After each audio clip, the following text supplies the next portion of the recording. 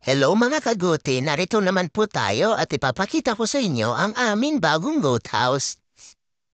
Ito po ay may kabuuang sukat na 3 meters by 6 meters o 18 square meters. At sa ating hagdan naman ay gumamit kami ng mga lumang tire na ni-recycle na nilagyan namin ng semento sa gitna. At yung mga balat ng nyog na hindi na magagamit ay ginamit namin upang hindi madulas yung hagdan.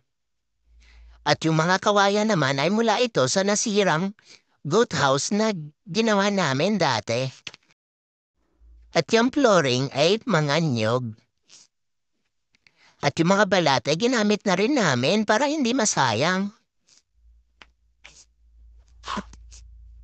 At dito naman yung paglalagyan natin ng mga kumpay para tuwing tag-ulan mga insan, hindi na mahihirapan yung ating mga alagang kambing. O ayan, insan, imekos-mekos na natin yan, oh.